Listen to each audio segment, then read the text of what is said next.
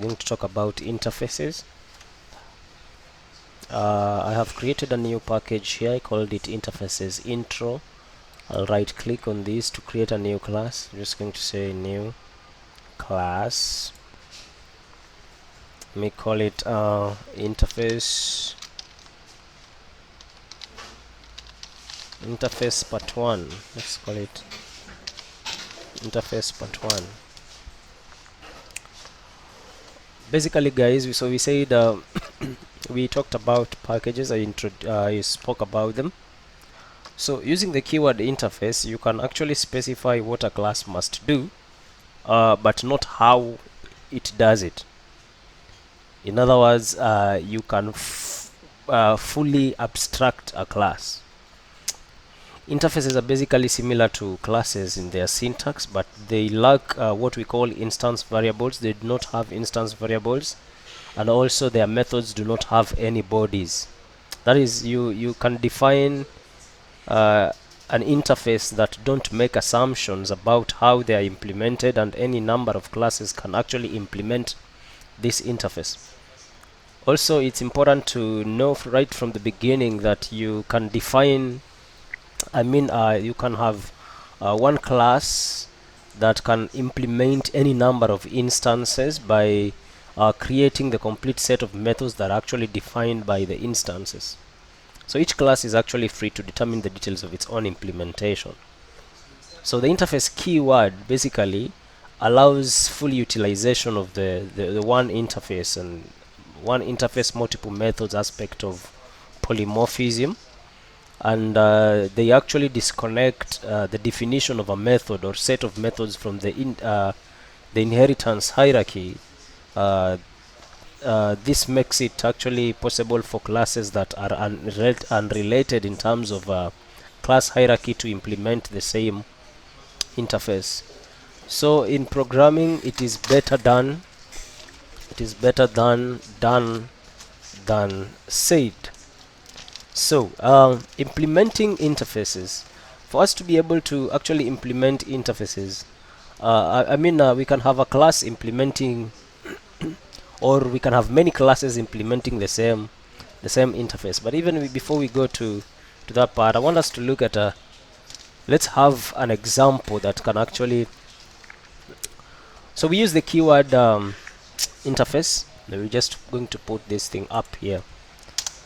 So interface is the keyword that we use, all small letters, interface, and then let's call this interface callback.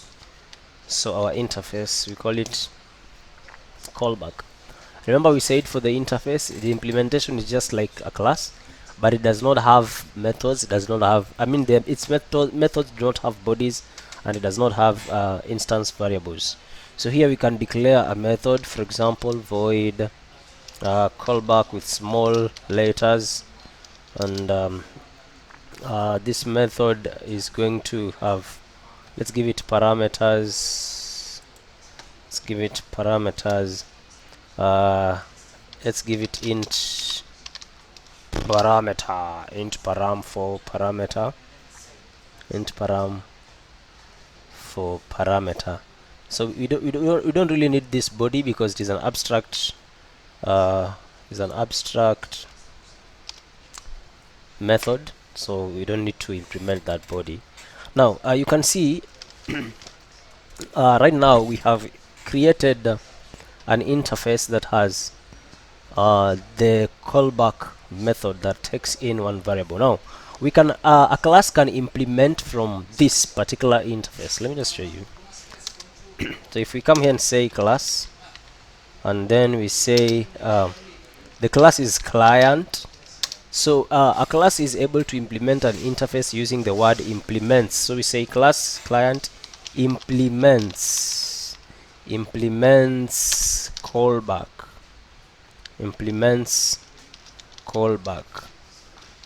So in other words, the class client here is doing an implementation of the callback interface. So if we want to implement the callback interface, we need to make sure that we have all the methods defined within the within the interface in this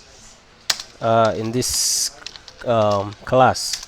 So we need to have the method public. Our method is going to be public void. The method is callback, all small letters, and we need to give it int p. Yes.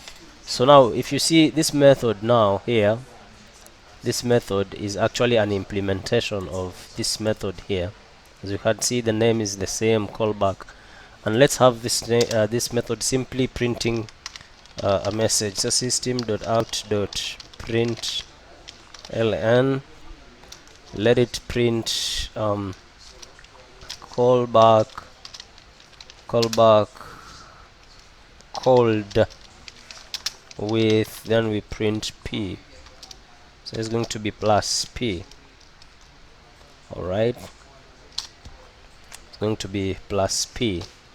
I want you to note that callback is declared using the public access modifier here, as you can see. Now, so I can now explain interfaces, since now we have an example. I love explaining when we have something we can look at majorly. Okay, so an interface that has no access modifier is actually specified. Interfaces that do not have access modifiers specified are only available to other members of that package in which those interfaces are declared. So when you have an interface but the interface does not have any modifier, that interface is only available to members of the same package. We did packages before. It's only available with to members within the same package. In other words, it is not accessible outside the package. So for example, since our package here, this one, does not have an access modifier, so it is actually available to all the members, all the classes that are going to be inside the interface's intro package. But those that are outside are not able to access it. So interfaces that are declared as public can be used by any other code. Okay, it can be used by any other code, and for that interface to be able to be used by any other code, they must be the only interfaces that are public. It should be the only interface that is actually declared as public in the file, and also the file must have the same name as the interface. So if we declare methods, the methods that we declare interfaces, as we said before, they have no bodies. They are actually abstract methods. So they cannot have what we call default implementation of any method that is declared in an interface. So each class that is going to include that interface is going to implement all the methods in its own way. For example, here the class client implements the callback method, but you see this method here only specifies the parameter. It's not specifying what should be done. So you see, in our class client here, we have implemented this method, but we have given it our own implementation, which is to actually print the value of p. Yeah, so what I'm really talking about here. Okay, each class that actually includes an interface must implement all the methods. For instance, if here we had another method in this interface, let's just say void call me as a method, and it's taking int c, for instance, and that's it. Now if you come here, you see we have introduced an error here. Let's check the error. The type client must implement the inherited abstract method callback dot call me int. Why? Because we have just implemented the callback method. We have not implemented this, so we must implement this.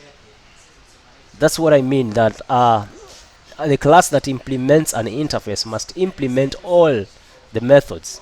Now you see that error will disappear if we come here and we actually implement that method. So let's say public void call me, and we say int y, and we give it a parenthesis. Now you see the error has disappeared already.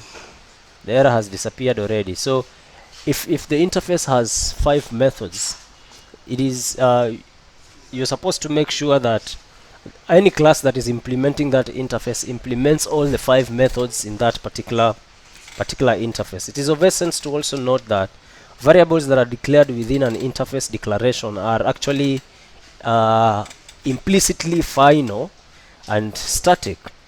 This is to mean that they can't be changed by the implementation. Actually, the implementing class cannot change those variables and must also be initialized in the implementing class. So all methods and variables are implicitly public. Now, so we have seen how to implement a class using the keyword implements. And just a reminder that a class, if a class is actually implementing more than one interface, it needs to have the interface separated with commas, okay, and must have the same methods and the same methods that are actually in that particular interface. Now, it is legal and also common to have classes implementing interfaces that define some additional members of their own. In other words, apart from just a class implementing an interface, it can have additional members to itself. Let's just look at an example. So we have the class client implements callback here. So let's just sustain this class client implements callback. What we're going to do is we can have this class adding some other members that are actually not in the interface. For example, this class can add a third method here that is not in the interface. So let's add another method. Let's say void non-interface. Just say iface method. Non-iface method, just to mean that the method is not in the interface. So that is a third method, and this method can do something. Let's print something. System.out.println. I want the method to print something. Can say I am an additional member. I am an additional member, something of the sort. I am an additional member. So we can have the method say something like that, and you see it's not throwing us any error. So this class client is actually implementing this interface, but apart from implementing this interface, it has an additional method here that is not part of the interface. That's not part of the interface. Okay. You can also have variables declared as object references that use an interface rather than a class type. We looked at object references using classes, but you can have an object reference referring to an interface and not a class type. So you have an instance, the instances of a class that implements that or the declared interface can be referred to by such a variable. That's what we call the object reference variable. So when you call a method through these references, then the correct version will be called based on the actual instance of the interface that you are referring to. Okay, this is actually one of the key features of interfaces. So the method that is to be executed is actually looked up dynamically at runtime, and that allows classes to be created later than the code which actually calls the methods on them. So the calling code can dispatch through an interface without having to know anything about the method calling it or the callee. and it's actually a process that is somehow similar to using a superclass reference to access a subclass object. So for example, let me just create a new class here in our package. I'm going to right click and say new class, and for our new class we can just give it any name. Let me just call it test iFace for test interface. Okay, so we have this class. So here let's have the main, so public static void main. Let's have string args square brackets. We have the curly braces following there. So say something like call. We have that method, callback c is equal to new client is equal to new client. Let's just call that is equal to new client. Let's see what error is coming up here. Callback cannot be resolved to be a type. Okay, it was supposed to be callback with capital B. I think we have, yes. Remember we created this callback in the other file. That's what I want you to remember. So you can also say that c dot callback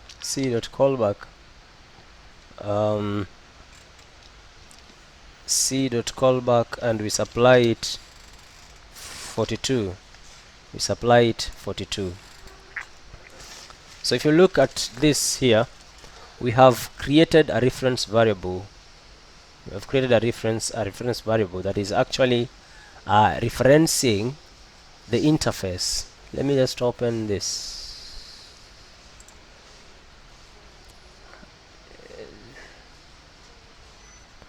Oh, where's this code? Let's check the code. Close this one. Let's also close this one. Yes, so we are actually referencing the class callback here, as you can see. So the variable c is declared to be of the interface type callback. As you can see, it is c dot here callback c is equal to new client. In other words, the c here is created from the interface callback. Okay, but yet it is actually assigned to an instance of client, as you can see, because c if it is an interface of callback is assigned to a new client, so it is assigned to an instance of the client. So through the c though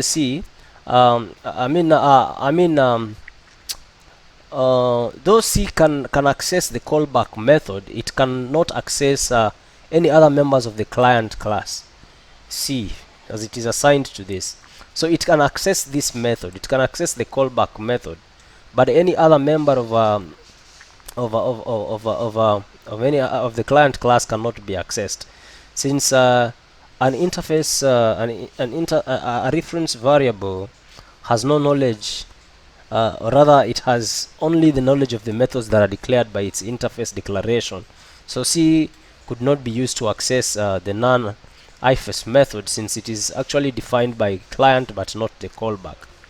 So if you look at this example, it does not really demonstrate the polymorphic power of such a reference.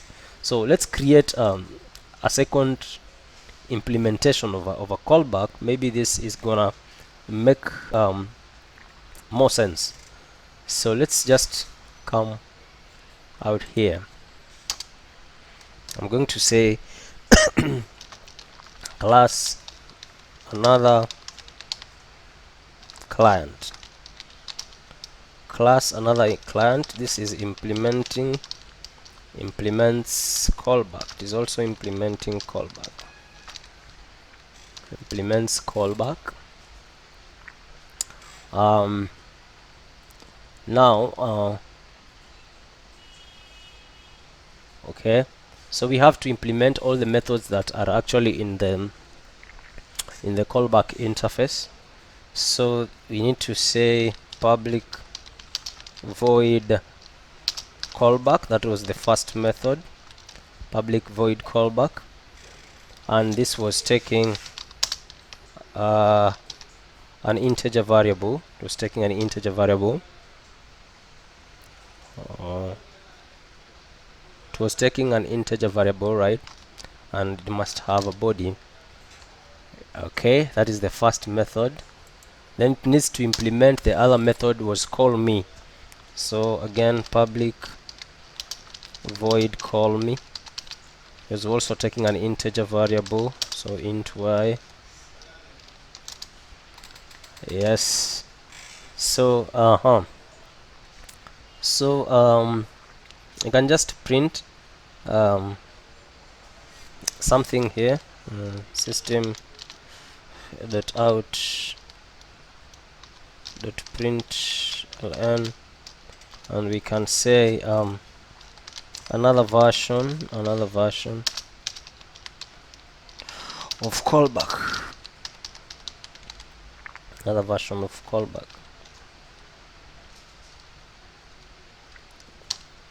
or I can say another version of call me, because this is an implementation of the call me method, another version of call me.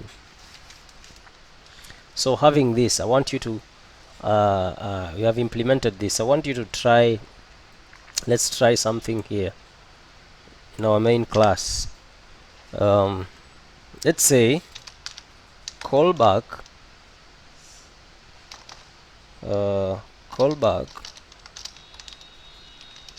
is equal to, or callback C is equal to new client. Let's go to new client. Let's do that. Then another client, which is the second instance that we have, the second implementation that we have created. So another client, ob, let's say equal to new another client,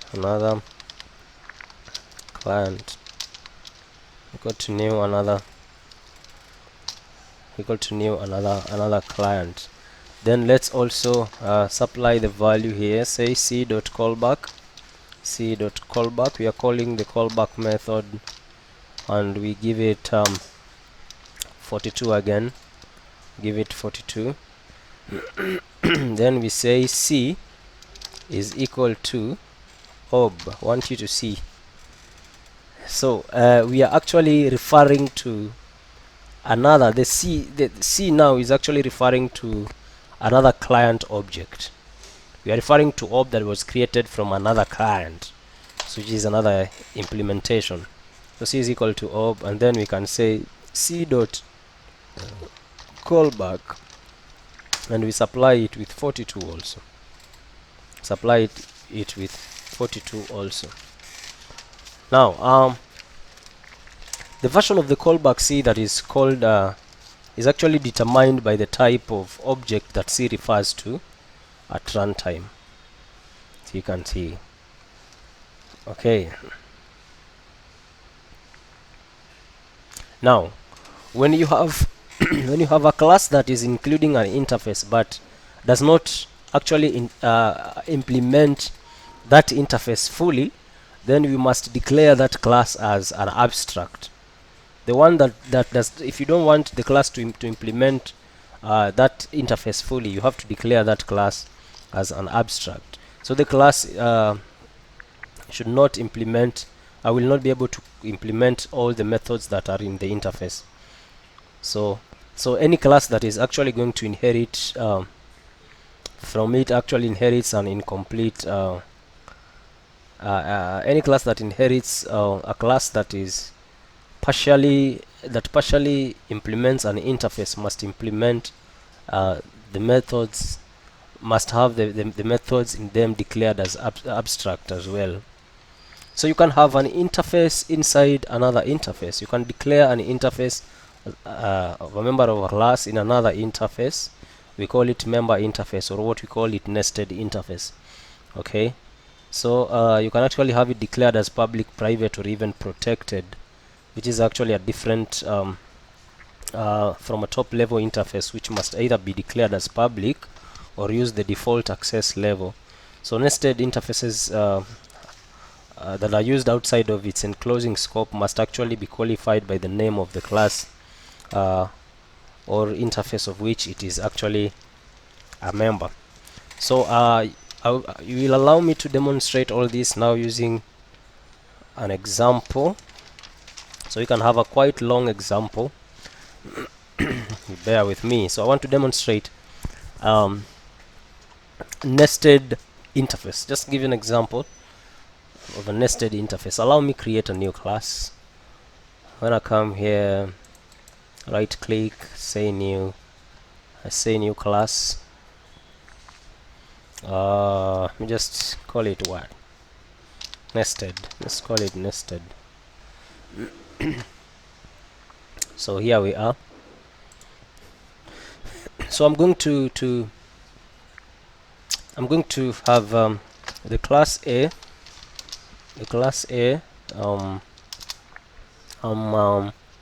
Then I will have it public interface. I'll have the public interface. Let me just call it nested if. Public interface nested if, and I'm just going to say boolean is not negative. Is not negative. Negative is not negative. Small letters, and I'm going to supply in a variable x that is of the type integer in that particular class. So we are going to have a class that is going to inherit this. We're going to have another class B. I'm going to say class B. Let's have B implementing this interface. So say B implements A dot nested if, because we want to inherit that interface of implement that interface of the class A. So it's going to be A dot nested if, and we have to implement the method in there, so we have to declare it as public. So say public boolean is not negative, and we supply it the integer x.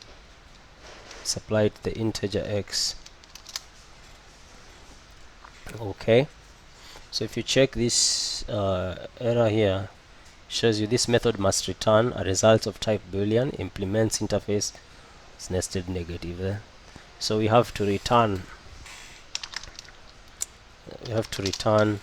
a boolean value. So x is less than 0. Return x is less than 0 because it's an if statement. So let's have the question mark here. This is the condition, and then we have false, else true.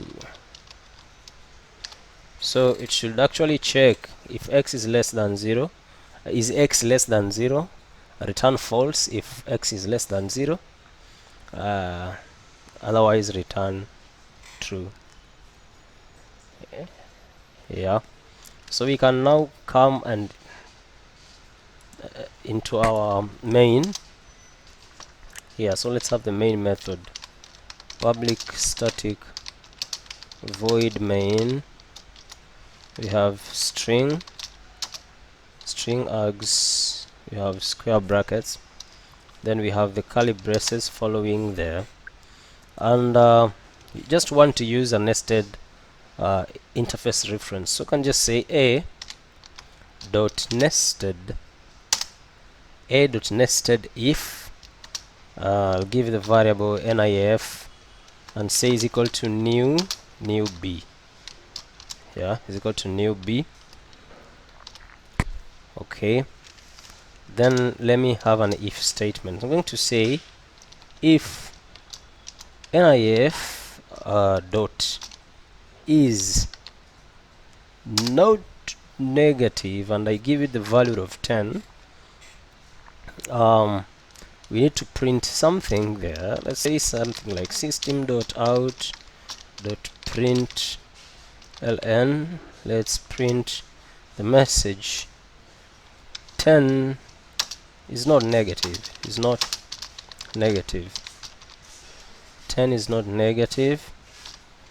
Then let's have another if inside there. So I'm going to say if NIF dot is negative, we supply negative 12 this time, and we print a message. So we say system.out.println. we say something like this won't be displayed, this won't show, something like that, this won't show. Okay, so A is actually defines a member interface that we call it nested if, and it is actually declared as public, as you can see here, public interface nested if. Then the next thing is we have B that is actually implementing the nested interface by specifying this one here. Class B implements A.nested if, so it is implementing that. B is actually implementing the nested interface of A. Now, if you look at the naming here, the name is actually fully qualified by the closing class name. So inside the main method, when you come to the main method here, inside the main method, an A.nested if reference is created. So we are creating A.nested if NIF is equal to new B. So NIF is an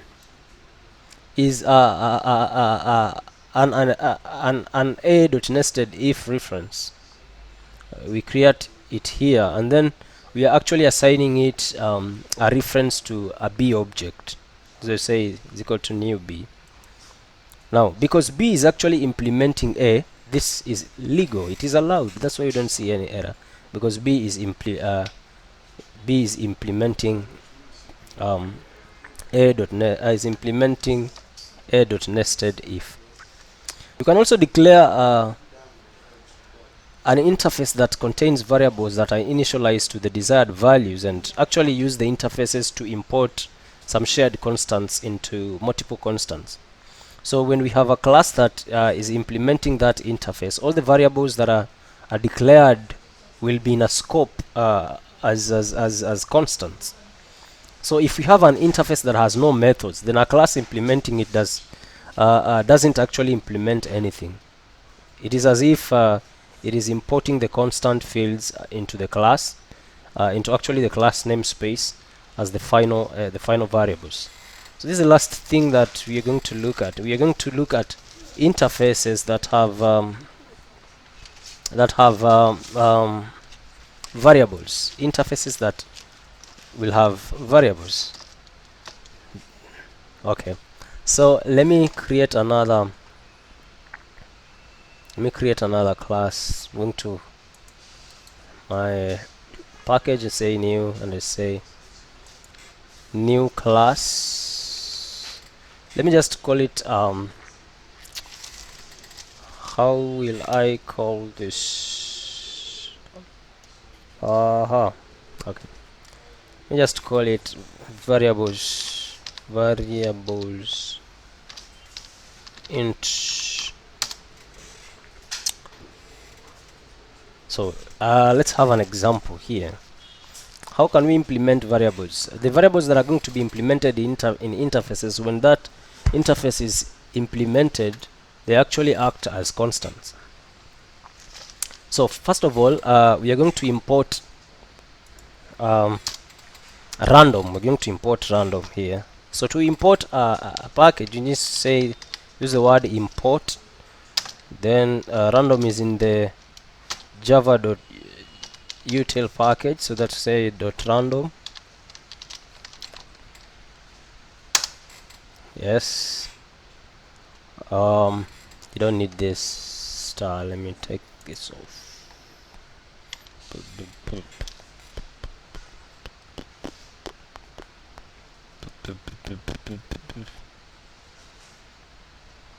So dot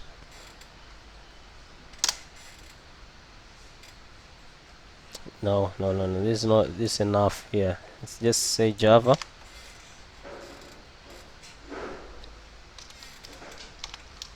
import java dot util dot random dot util dot random. Then we will create an interface. Say interface, we will call it shared constants. We will call our interface shared constants, and then let's have int no, and we initialize it to 0. Let's have int yes, and we initialize it to 1. This one is that. Okay, alright, let's go on. Let's have also int maybe, and we initialize that to 2. Let's have int later, and we initialize that to 3. Let's have int soon, and we initialize that to 4. And let's have int never, and we initialize that to 5. So these are actually variables that are initialized inside the interface.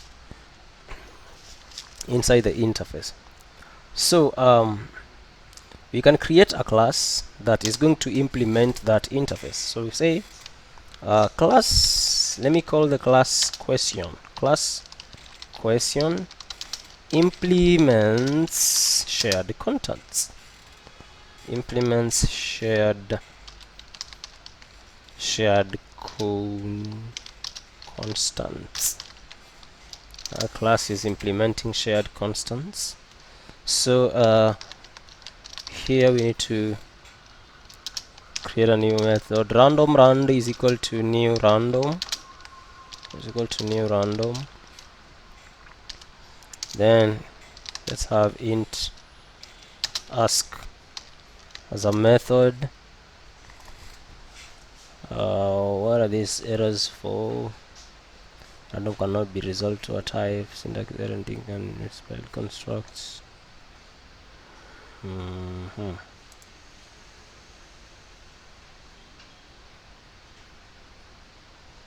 done this. Okay, yeah. We already have that.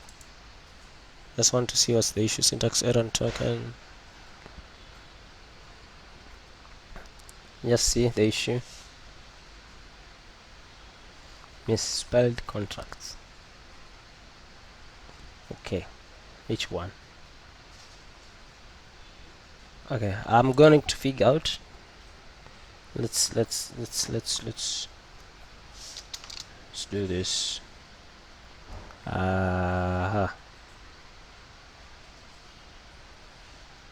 Yes, okay. Yes, that was the issue. So int ask, let's see here the issue. Okay, we are okay now. We sorted. Yeah, I had left out the parenthesis there. Okay, so we are creating a method that is returning integer. So inside this method we are going to have int prob is equal to int, and then let's have this, and this will have 100 multiplied by random, or call it rand.next double, next double, rand.next double. Okay.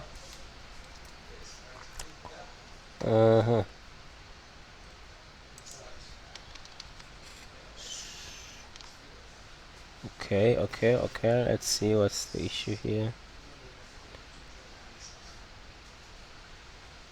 Yeah, so we need to do type conversion here, explicit.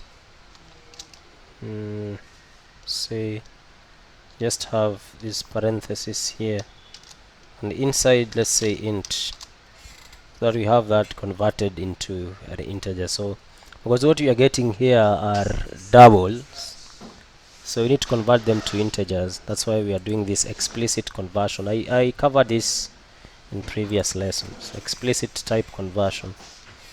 So let's say if prob is less than 30, if prob is less than 30, then we should return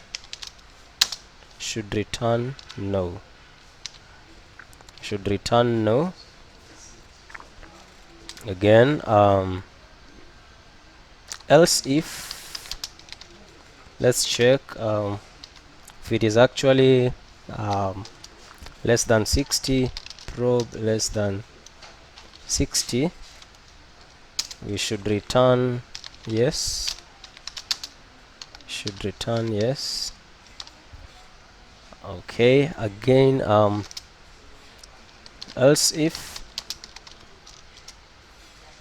prob less than 75, prob less than 75, let's return later. So else if prob, when prob is less than 98, we're going to return what? Let's return soon, and then otherwise we return never. So else we return never. Return never. Else we're going to return never. So then we are going to create the class ask me that is going to implement shared constants as well. It's going to say class ask me implements shared constants. Implements shared constants. Let's have static void answer. You have to implement this, and we say int result. You have the curly braces following in. Then let's have a switch statement. So switch, and the variable that we're going to supply there is the variable result, and the curly braces. So the first case is when we have no. So case no, full colon. What should we print? We should print no. So let's say system.out.println. We are printing the word no. Okay, we are printing the word no. then you must break. Alright, so we can go to the next case, which is when we get yes. When the result is yes, we also print yes. So to save on time, just gonna copy this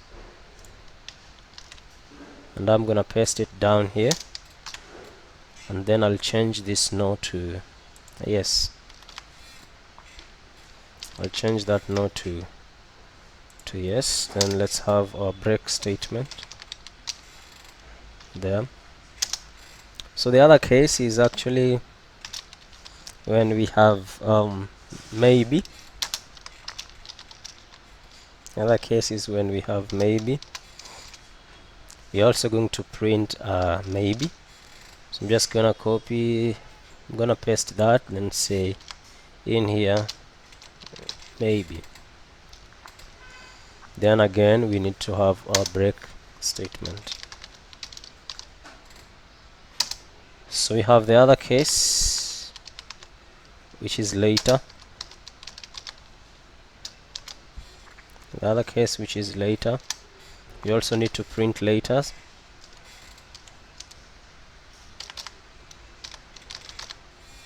We're going to print later. Then we have the break statement there.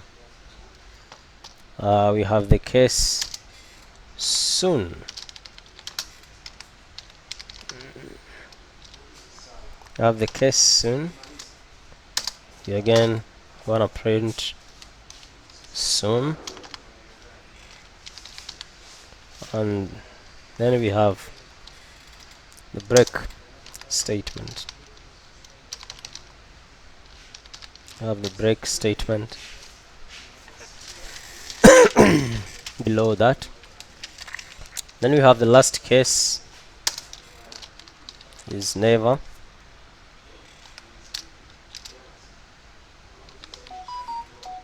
Last case, which is never, again we're gonna print never in here.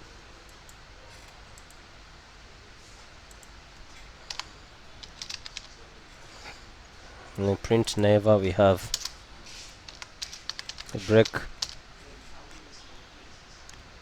So we can come into our main class now. Here let's have the main method. So say public static void main, we say string args,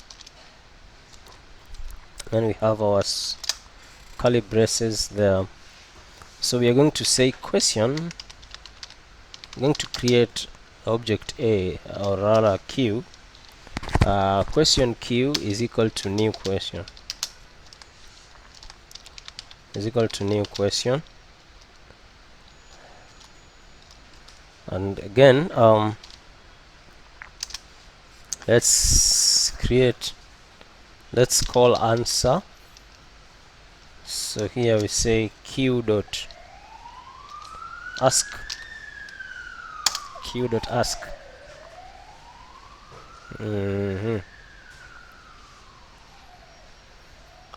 Oh, let's see what this is about. Answer int is undefined for the type variable. Yeah, so we can give it 1, not 12, 1. Give it 1. Okay, let's see what is this. What this error? The method ask the type question is not applicable for the argument int. Okay, let's see what we gave, what type of arguments we gave this method. Let's come up here.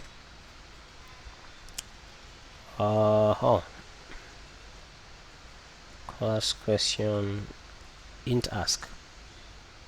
So it's supposed to return int. Yeah. Let's come downwards. Let's not supply it with anything. Just remove that. See where the issue is. Undefined for the type variables. Okay.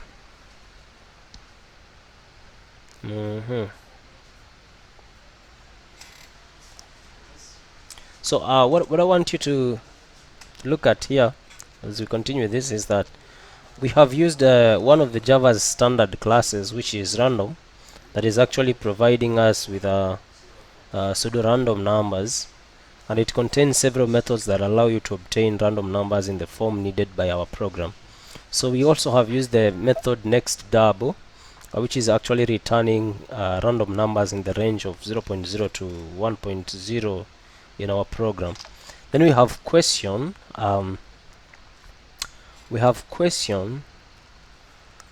And also the ask me classes that are both implementing the shared constants interface, where no, yes, maybe, and never are actually defined. So inside each class, the code refers to these constructs as if each class had defined or inherited them directly. So what I want you to notice is that if we are going to, let me remove this. We want to we have created a queue here, and we have the method ask. Let's see something. See queue.ask. There's something here.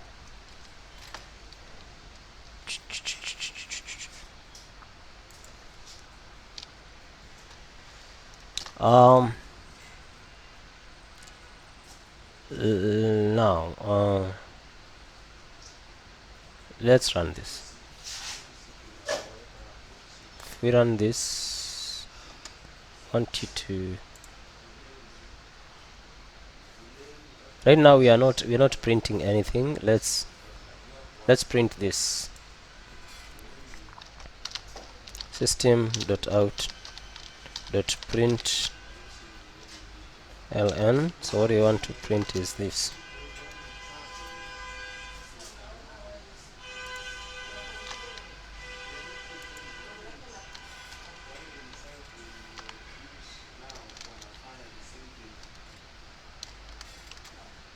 So let's put that. Says we want to print queue.ask here. Let's print this.